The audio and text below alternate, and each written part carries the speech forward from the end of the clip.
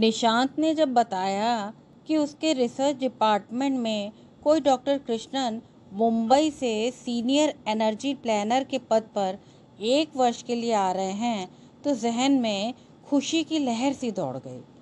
Doctor Krishnan के आने में अभी 1.5 माह का समय था। हम पति पत्नी के बीच वे चर्चा का विषय बन गए। रोज़ उनकी ईमेल आ जाती, कभी कभार फ़ोन भी कर लेते, हमसे शहर, मौसम, डेनिश लोगों के विषय में जानकारी लेते और भी न जाने क्या क्या पूछते रहते। वे नई जगह एक नया जीवन शुरू करने आ रहे थे। उनके मन में कौतुकता फैली थी और हमें उनका डेनमार्क पहुंचने का इंतज़ार। उनके लिए 2 कमरों के एक छोटे से फर्निश्ड अपार्टमेंट का इंतज़ाम हमने ही किया। वे फ़िलहाल अकेले ही 1 साल के कॉन्ट्रैक्ट पर कोपनहेगन आ रहे थे। बड़े मकान की उन्हें आवश्यकता नहीं थी। उनकी पत्नी मुंबई के एक स्कूल में प्रधानाध्यापिका थी। किन्हीं कारणवश वो उनके साथ नहीं आ रही थी। जिस दिन डॉक्टर कृष्णन इंडिया से कोपनहेगन पहुंच रहे थे, निशांत, मेरे पति, उन्हें कार से एयरपोर्ट लेने गए। शाम का वक्त था। उनका सामान उनके घर पहुंचाकर निशांत उन्हें भोजन के लिए सीधे हमारे घर ले आया। 57 वर्षीय डॉक्टर कृष्णन तमिलियन थे, मगर पिछले 30 सालों से मुंबई में रह रहे थे। वहाँ एक शैक्षिक संस्था में प्रोफेसर थे। उनके हिंदी उच्चारण में तमिल भाषा का पुट था, साथ ही मुंबईया हिंदी का भी प्रभाव था। मैंने व बच्चों ने उन्हें अभिवादन किया। विदेशी प्रचलन के अनुसार हमने उन्हें कोक कोला या बाजार में बिकने वाले संघनित जूस के लिए पूछा। उन्होंने मना किया। निशांत ने उन्हें बियर व विस्की के लिए पूछा। मैं मदिरा नहीं लेता, वे बोले। तुम्हारे घर में हरी चाय या पुदीना या मीठी नीम में से कुछ है?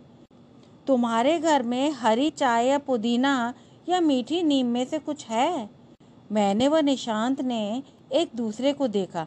पुदीना है, मैं बोली। तो पुदीने की ही चाय पिला दो। भी कई तरह के प्रयोग किए जाते हैं। पुदीने की चाय कैफीन मुक्त होती है। अब तो बाजार में भी मिंट टी बैग मिल रहे हैं, वे बोले। अच्छा, मैं आश्चर्य से भर गई। उन्होंने ही मुझे समझाया कि पुदीने की चाय मैं कैसे बनाऊं। 1 गिलास पानी में 10 पुदीने की ताज़ी पत्तियां, 1/4 चम्मच काली मिर्च पाउडर, चुटकी भर काला नमक, आवश्यकता अनुसार दूध व स्वादानुसार चीनी। मैं उनकी बताई रेसिपी से उनकी हर्बल चाय बनाकर ले आई। सुना है कि आपकी पत्नी मुंबई में नौकरी करती हैं, इसलिए वो आपके साथ नहीं आ पाई। चाय का प्याला उन्हें थमाते हुए मैंने पूछा। नौकरी से तो उन्हें साल भर की छुट्टी मिल सकती थी, मगर वृद्धा माँ है मेरी, 80 साल की। उन्होंने इस उम्र में विदेश आने से मना कर दिया, सो पत्नी को उनकी देखभाल के लिए उनके पास रुकना पड़ा, वे बोले। आपके बच्चे? चाय के घूंट भरते हुए वे बोले। बस एक लड़की है, उसकी शादी हो चुकी है। वो पति के साथ बॉस्टन, अमेरिका में रहती है। माँ की जिम्मेदारी पत्नी पर डालकर यहाँ आ गया हूँ। फिर मजाक करते हुए बोले, मैं तो अभी इतना बूढ़ा नहीं हुआ हूँ, यहाँ अकेले रह सकता हूँ। वहाँ माँ अकेले नहीं रह सकती। हम हंसने लगे, साथ में वे भी। सहसा उन्होंने अपने ओठ सिकोड़े। गंभीर होकर मेरे पति से बोले, पर निशांत, मैं यहाँ सिर्फ तुम्हारी वजह से आया हूँ।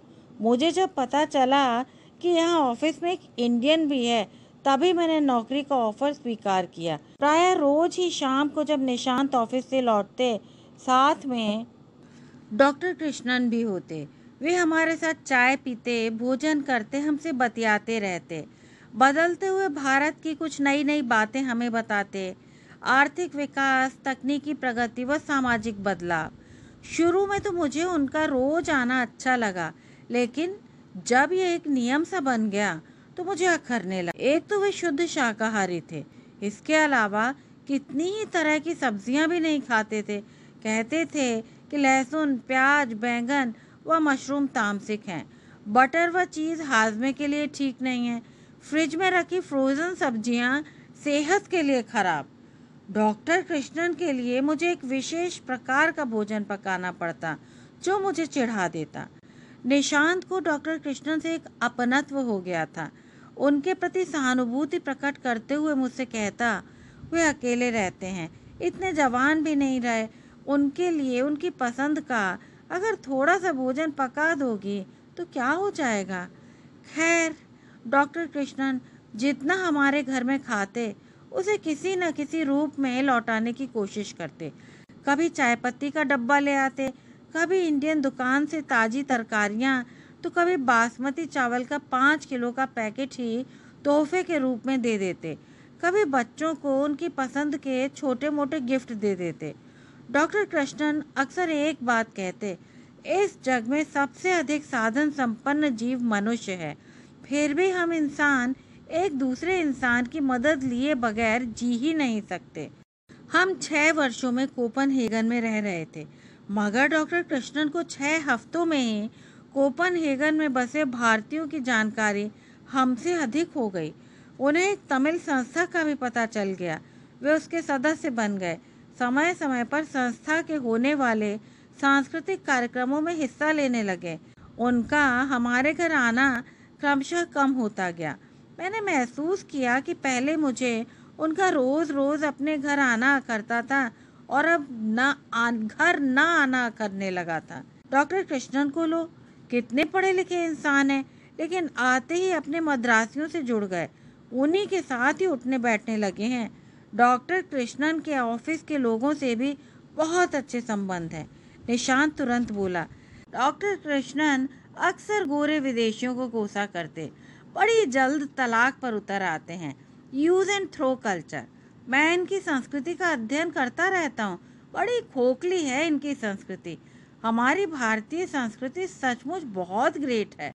जब कभी लोग उनसे उनका परिचय पूछते तो वे अपना लंबा चौड़ा परिचय देते। जाति से तमिल हिंदू ब्राह्मण हूँ।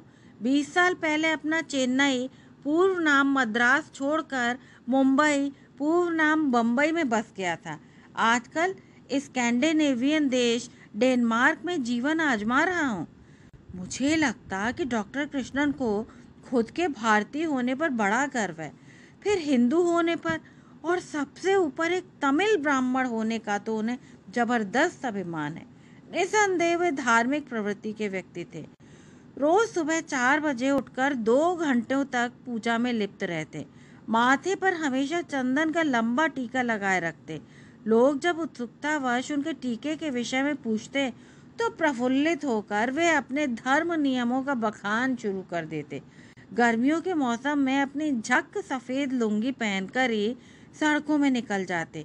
खाना खाने से पहले वो अपनी कमीज के भीतर हाथ डालकर अपना जनेऊ पकड़ते और आंखें मूंदकर कुछ मंत्र बुदबुदाते। ये वो सब विदेशियों के बीच भी करने से कतराते नहीं थे। विदेशी उन्हें हैरत से देखते। मुझे उनके इन आचार विचारों से बड़ी कोफ्त होती।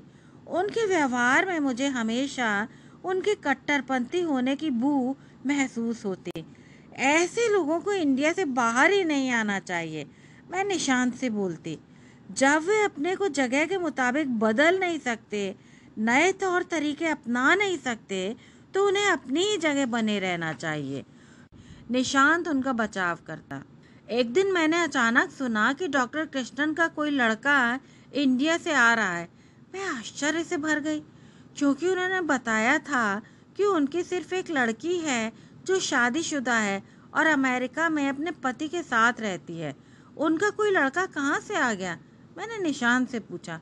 वो उनका अपना लड़का नहीं है, डॉक्टर कृष्णन ने उसे सिर्फ पढ़ाया लिखाया है, निशांत ने जवाब दिया। डॉक्टर कृष्णन का कोपनहेगन में अपना एक बहुत बड़ा तमिल समुदाय बन गया था। उनके साउथ इंडियन फ्रेंड्स, मुझे हैरानी होती कहाँ से मिल गए उन्हें डेनमार्क जैसे एक नन्हे देश में अपने इतने सारे तमिल बंधु। पता चला कि उनमें से कई श्रीलंका के तमिलियन हैं। खैर, ऑफिस के सहकर्ताओं से जहां हमारे औपचारिक संबंध थे, उनके बड़े अंतरंग बन गए। मगर उन्हें जब भी कोई ज़रूरत पड़ती, किसी काम से कहीं जाना पड़ता, तो मेरा पति निशांत ही उन्हें नज़र आता। उनके तथाकथित बेटे को एयरपोर्ट से लाने के लिए निशांत ही अपनी कार से उनके साथ गए। मैं भुनभुनाती कि ज़रूरत पड़ने पर निशांत, नहीं तो और लोग ऐसा यूज करते हैं निशांत को। मैं सुन चुकी थी उन्होंने कई बार अपने तमिल मित्रों को अपने घर बुलाकर दावत दी है, लेकिन आज तक उन्होंने हमें एक बार भी अपने घर नहीं बुलाया। बस एक दो बार रसम या सांबर बनाकर हमारे घर ले आए थे। उनके उस रसम व सांबर को चखकर ही मैंने अनुमान लगा लिया था कि डॉक्टर कृष्णन पाक कला में भी बहुत निपुण है। उनके घर खाना खाने की मेरी दिली ख्वाहिश थी, ताजे नारियल की चटनी के साथ गरम गरम उत्तपम। हाय, मगर कोई निमंत्रण ही नहीं। एक बार मजाक मजाक में मैंने कहा भी, अंकल, नए लोगों से मिलने की आतुरता में पुरानों को दरकिरार मत करो। ये मत भूलो कि आपका परिचय इस शहर में हमसे ही शुरू हुआ था। वे एक स्निग्ध मुस्कान के साथ निशांत की ओर देखते हुए बोले, निशांत तो मेरा यहाँ सबसे पुराना व अंतरंग दोस्त है। निशांत भी उनके लिए कोई भी काम करने के लिए हमेशा तत्पर रहते। मेरी कुड़कुड़ाहट निशांत को रोकती नहीं, बल्कि उन्हें मुझसे खफा ही कर देती। सच कहूँ तो डॉक्टर कृष्णन कितनी ही बार हम पति पत्नी के बीच तकरार का कारण बन गए थे। खैर, उनका लड़का मुंबई से आया था। एक बार उन्हें फिर उनके लड़के समेत अपने घर भोजन पर बुलाना पड़ा। उन्होंने बड़ी गर्मजोशी से अपने लड़के को परिचित करवाया। विजय, माय बॉय, वे फक्र से बोले। डॉक्टर कृष्णन तो सांवले रंग के थे, मगर विजय, उनका तथाकथित लड़का, गोरा चिट्टा, आकर्षक नैन नक्श, 24-25 की जवान उम्र। आपने कभी बताया नहीं कि आपका कोई लड़का भी है? मैं शिकायती लहजे में उनसे बोली। उन्होंने जवाब में विजय की ओर देखा। विजय मुस्कुरा दिया। दोनों में से कोई कुछ नहीं बोला। मैं समझ गई कि उनके बीच एक अभिन्न रिश्ता तो है, मगर ये कैसे, किन परिस्थितियों में बना, उसका खुलासा दोनों ने ही नहीं किया। मैंने कुरेदना ठीक नहीं समझा। विजय हमारे घर आया नया आगंतुक था। बातों का सिलसिला उसी पर केंद्रित रहा। बड़े शिष्ट तरीके से वो निशांत की बातों का जवाब दे रहा था। पता चला कि वो वास्तुकला की पढ़ाई कर रहा है, जो कुछ महीनों में पूरी हो जाएगी। डॉक्टर कृष्णन खामोश और मंत्रमुग्ध से विजय को निशांत से बात करते देख रहे थे। 7 महीने उन्हें कोपनहेगन में हो गए थे, लेकिन जो खुशी उनके चेहरे पर आज थी, वो मैं पहली बार देख रही थी। शीतल, तुमने मुझे बहुत बार खाना खिलाया है, अब विजय आ गया है, मैं तुम्हें अपने घर खाने में बुलाऊंगा। माय प्लेजर अंकल, मैं बोली। मैं और निशांत दरवाजे पर खड़े होकर बड़ी देर तक डॉक्टर कृष्णन को विजय के साथ जाते देखते रहे, जब तक वे आंखों से ओझल न हो गए। पलट कर घर में घुसे तो निशांत उनकी तारीफ करते हुए बोले, देखो कितने अच्छे इंसान हैं। अपनी पत्नी को यहाँ नहीं बुलाया, माँ को नहीं बुलाया, बेटी को भी नहीं बुलाया, पर विजय को यहाँ बुलाया। उसे नॉर्वे, स्वीडन, पूरा स्कैंडिनेवियन घुमा रहे हैं। उनके सूने घर में मैं पहले भी 2 दफ़ा गई थी। उस दिन जब गई तो विजय की उपस्थिति से घर में एक अलग ही रंगत नजर आई। घर बहुत सजा संवरा, व्यवस्थित लग रहा था। सुंदर ताजे फूलों के गमले सजे हुए, मोमबत्तियां जल रही और डॉक्टर कृष्णन किचन में खाना पका रहे। विजय टेबल पर प्लेटें व ग्लास लगा रहा। म्यूजिक सिस्टम में फिल्मी गीतों की बजती मधुर धुन। हमारे दोनों बच्चे विजय से जा लगे। डॉक्टर कृष्णन के घर जाने के लिए वे कोई खास उत्सुक नहीं रहते थे, मगर विजय की वजह से वे हमारे साथ खुशी खुशी हो लिए थे। विजय और डॉक्टर कृष्णन ने मिलकर बड़े शानदार तरीके से अतिथियों को स्वादिष्ट भोजन करवाया। स्टार्टर से लेकर डेजर्ट तक के कोर्स। उनके घर में किसी गृहिणी की कमी महसूस ही नहीं हुई। दोनों पुरुष मिलकर ऐसे सहयोग व सरलता से काम निपटा रहे थे, जैसे काम की बारीकियों के अलावा एक दूसरे के भावों को भी भली भांति समझते हैं, एक दूसरे को पूरा पूरा जानते हैं। इतनी समझदारी तो सगे बाप बेटे के बीच भी शायद ही होती हो। विजय उन्हें स्नेह में पुकारता कृष्णन अप्पा, वे विजय को प्रेम से पुकारते विज्जू। अरे वाह अंकल, आपको तो पत्नी की जरूरत ही नहीं, पूरा घर इतने अच्छे से संभाला हुआ है। मैंने उनकी प्रशंसा के पुल। अरे नहीं, गीता को मैं हर पल मिस करता हूँ।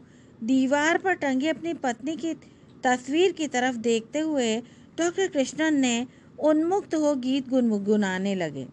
डॉक्टर कृष्णन डेनमार्क में विजय के लिए वास्तुकला की आगामी पढ़ाई का जुगाड़ करने में लगे हुए थे।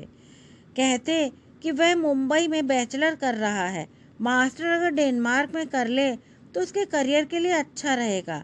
उसे विदेश में रहने और अंतर्राष्ट्रीय लोगों के साथ काम करने का अनुभव हो जाएगा। वे इससे मिलते उससे मिलते। विजय डेनमार्क, नॉर्वे, स्वीडन घूमकर इंडिया लौटकर चला गया, मगर डॉक्टर कृष्णन का प्रयास उसे किसी वास्तुकला संस्था में प्रवेश दिलवाने का जारी रहा। 1 साल बहुत जल्दी गुजर गया। हालांकि ऑफिस उनके काम से अत्यधिक खुश था और उनके जॉब कॉन्ट्रैक्ट को आगे बढ़ाना चाहता था, किंतु डॉक्टर कृष्णन ने मना कर दिया। उनका कहना था कि उनकी माँ और पत्नी उन्हें बहुत मिस कर रहे हैं। वे भारत वापस लौटना चाहते हैं। डेनमार्क छोड़ने से पहले अपनी पत्नी और बेटी को अपने पास बुलाकर एक क्षेत्र का थोड़ा बहुत भ्रमण करने की उनकी योजना थी। इसके लिए उन्होंने अपनी मौसी की लड़की से भी बात कर ली थी कि माँ को 15-20 दिनों के लिए वो देख ले, ताकि उनकी पत्नी उनके पास आ सके। सब कुछ तय हो चुका, टिकट वगैरह बुक हो गए थे, किंतु होनी को कोई नहीं टाल सकता। माँ की तबीयत अचानक बहुत बिगड़ गई, स्ट्रोक पड़ गया। माँ बेटी में से कोई भी उनके पास नहीं आ सका। उनके अंत के 3-4 माह कोपनहेगन में बहुत अधिक व्यस्तता भरे रहे। एक तो वे विजय के लिए बहुत भाग दौड़ कर रहे थे, फिर उनका अपना मित्र मंडल भी काफ़ी बड़ा हो गया था। हमारे घर आना जाना उनका लगभग छूट सा गया था। वो उनका हमारे घर में अंतिम डिनर था। वो हमेशा के लिए भारत लौट रहे थे। विजय को कोपनहेगन की वास्तुकला संस्था में मास्टर कोर्स में प्रवेश मिल गया था। उन्होंने उसका रहने का इंतज़ाम भी करवा दिया था, क्रिस्टन के घर में। क्रिस्टन का पति से तलाक हो गया था। उसके दोनों वयस्क लड़के घर छोड़कर अपना अलग घरौंदा बसाने चले गए थे। उसका घर लगभग खाली था। वो विजय को अपने घर रखने को राजी हो गई। बदले में कोई किराया भी नहीं लेगी। मुझे सुनकर अचरज हुआ। दुनिया अभी भी अच्छे लोगों से भरी है। अंकल, आपको विजय कहाँ मिला? टेबल पर खाना लगाते हुए मैंने सहसा उन पर प्रश्न दागा। उनकी आंखें शून्य में खो गईं। वो मुझे एक ढाबे में मिला था, खोए स्वर में वो बोले। मैं टेबल पर खाना लगाना छोड़कर तुरंत सोफे पर उनके सामने बैठ गई। अंकल, आप इंडिया लौटकर जा रहे हैं। हमसे दोबारा पता नहीं मिल भी पाते हैं या नहीं। मेरे मन में हमेशा ये जानने की उत्कंठा रही कि विजय से आपका कैसा रिश्ता है। वे मुझे थोड़ी देर तक देखते रहे निर्निमेष, फिर बोलना शुरू किया। विजय वहाँ ग्राहकों को चाय पिला रहा था, जूठे कप प्लेट समेट कर धो भी रहा था। मेरे लिए भी चाय वही लेकर आया। मुझे चाय का प्याला थमा कर बड़ी मासूमियत से फुसफुसाया, टिप। मुझे हंसी आ गई। मैंने उससे पूछा कि क्या वो स्कूल नहीं जाता। वो बोला, जाता था, पर पिताजी के मरने पर पढ़ाई बंद हो गई। वो एक होनहार लड़का था। वो पढ़ता गया और मैं उसे फीस, ट्यूशन व किताबों वगैरह के लिए रुपए पैसे देते चला गया। विजय मुंबई में कहाँ रहता है? मैंने पूछा। गोरे गांव में अपनी विधवा माँ के साथ। हम लोग चैम्बूर में रहते हैं। वो मराठी है? मैंने पूछा। हाँ, उन्होंने गर्दन हिलाई। एक बात और, निशांत थोड़ा झिझकते हुए बोले, वो अछूत जाति का भी है। मैंने आश्चर्य से डॉक्टर कृष्णन की ओर देखा। वो शांत भाव से बोले, ये जाति वगैरह की दीवारें केवल हमारे देश में हैं, यहाँ नहीं। यहाँ की समाज की कई बातें बहुत अच्छी हैं। ये लोग इतने अधिक फिगर कॉन्शियस होते हैं। दिन के किसी भी पहर निकलो तो पार्क और सड़कों पर लोग जॉगिंग करते नजर आएंगे। ये लोग झूठ भी नहीं बोलते, निंदा नहीं करते, तटस्थ व उदासीन भले ही हों, पर मानवता का फर्ज निभाना जानते हैं। क्रिस्टिन को ही देख लो। मैंने उससे बहुत कहा कि विजय को अपने घर रखने का वो मुझसे किराया ले, पर उसे मालूम है कि विजय कौन है और उसका मुझसे क्या नाता है। वो बोली कि मानवता का कुछ फर्ज मैं भी निभा लूँ तो अपनी ही नज़रों में उठ जाऊंगी। मैं डॉक्टर कृष्णन को हमेशा एक कट्टर हिंदू ब्राह्मण समझती थी, उन्हें एक हिंदू मतांध समझती थी, मगर अब सोचने को मजबूर हो गई कि हम कितनी जल्दी किसी के लिए मन में गलत धारणा बना लेते हैं। मुझ जैसे मामूली लोगों को डॉक्टर कृष्णन जैसी हस्तियों को पहचानने में समय लगता है। अतीत में खोते हुए से बोले, मेरी और गीता की जब शादी हुई थी तो हमने सुहागरात वाले दिन मिलकर एक वचन लिया था कि हम एक अपना बच्चा पैदा करेंगे, एक किसी गरीब अनाथ बच्चे की परवरिश करेंगे। हमारी बेटी मधुरा बड़ी होती गई, हम अपनी व्यस्तता में उलझे रहे। फिर जब विजय ढाबे में दिखा तो मुझे अपना वचन ध्यान आ गया। उनके प्रति मैं अपार श्रद्धा से भर गई। स्नेह और सम्मान से उन्हें भोजन के लिए कहती हुई मैं डाइनिंग टेबल की ओर बढ़ी। आइए अंकल, खाना लीजिए, ठंडा हो रहा है। डॉक्टर कृष्णन सोफे से उठकर डाइनिंग टेबल पर आकर बैठे हुए थे। जब उन्होंने अपनी कमीज के अंदर हाथ डालकर अपना जनेऊ पकड़ा और आंखें मूंदकर मंत्र बुदबुदाए तो मुझे जरा भी नहीं खला। समय किसी के लिए थमता नहीं है। डॉक्टर कृष्णन अपनी नौकरी, पत्नी व माँ के पास मुंबई वापस चले गए। उनका होनहार लड़का विजय यहाँ कोपनहेगन आ गया अपने मास्टर कोर्स के लिए। अब उसके साथ हमारा उठना बैठना है। हमारे दोनों बच्चे विजय को बेहद पसंद करते हैं। ऐसा कोई दिन नहीं गुजरता जब हमारी बातचीत में डॉक्टर कृष्णन का जिक्र न होता हो। विजय उन्हें कृष्णन अप्पा कहता है, हम भी उन्हें पुकारने लगे कृष्णन अप्पा। कहानी यहीं तक। यदि आपको अर्चना पैन्यूली की ये कहानी पसंद आई हो तो कृपया चैनल को लाइक, शेयर और सब्सक्राइब अवश्य करें। धन्यवाद।